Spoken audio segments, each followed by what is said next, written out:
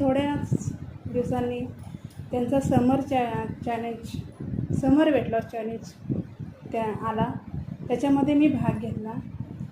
त्याच्यामध्ये त्यांचं exercise, diet plan सर्व मी फॉलो केले.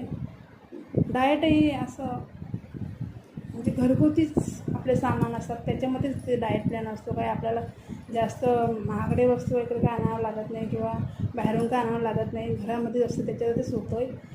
आणि एक्सरसाइजची सवय झाली. चॅलेंजमध्ये माझं 4 किलो वजन कमी झालं आणि मला खूप छान वाटलं, खूप आनंदी झालं.